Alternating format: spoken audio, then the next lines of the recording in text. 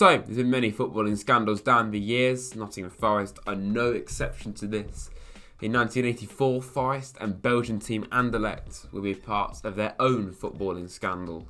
If you enjoy this, which I'm sure you will, hit the like button, subscribe to Rads if you're new, you know. It's just a nice thing to do, isn't it? So, like, you know what I mean? Subscribe, yeah, thanks, please do that.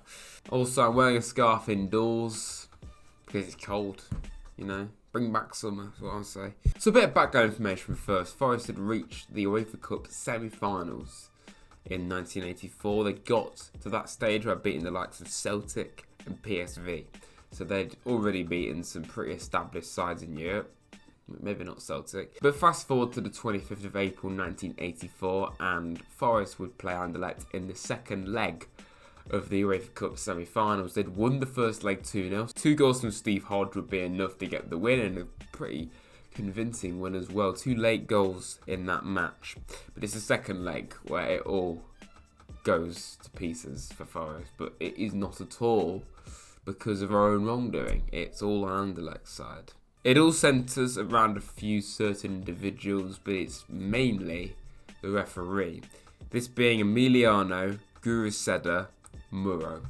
I probably said that wrong. There was already unease at the fact that this was the referee because he'd already built quite an unpopular reputation for some of the decisions that he's made in previous games. So there's already unease at the fact that the referee wasn't very good, but no one thought that what happened would happen.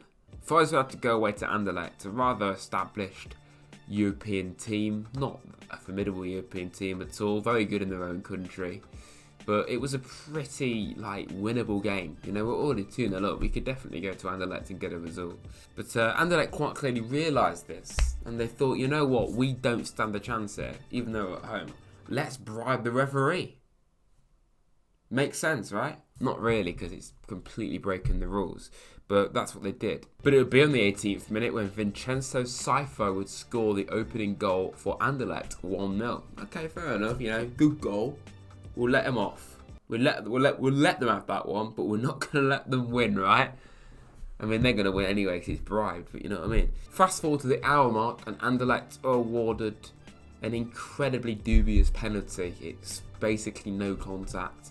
In fact, the word is dive from the Anderlecht player, and you can see the reactions of all the Forest players if you watch the game back. They were all totally baffled, and even some of the Anderlecht players are probably quite surprised at the fact that they got it, not that they'd admit that. But the referee awarded the penalty, and Guy Bertels, Forest striker at the time, has since said that penalty was the most embarrassing decision I have ever seen in football. The distance between Kenny Swain and their guy who went down was absolutely ridiculous. Kenneth Brill would score the goal for Anderlecht, meaning it was now 2-2 on aggregate. Okay, fair enough. You know, we let one in early on. We shouldn't have been awarded a penalty against us there. Surely nothing else can go wrong, right? Until it did with minutes left when Owen van den Berg would score a third for Anderlecht, meaning it was now 3-2 to the Belgian club on the aggregate score. Forest were now going out of the UEFA Cup. A chance to reach a third European final in 5 years was heavily in doubt. However, we only actually needed 1 goal.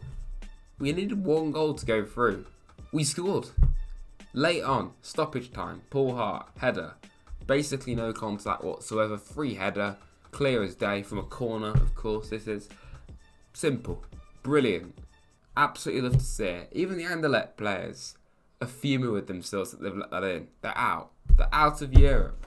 Or so they thought until big old Emiliano stepped in and said, hey, I've been paid £27,000 to fix this game. That goal is not going to count. It would be 13 years after the event in 1997 where we'd actually start to get some information about what happened, and it would actually be admitted by Anderlecht that there was a bribe. But how did it happen? It all centres around 2 gangsters and the Anderlecht chairman, Constant van den Stok, who paid Gene Elst, a gangster in the local area, to fix the game, to contact the referee and persuade him to pay a loan to him to fix the game.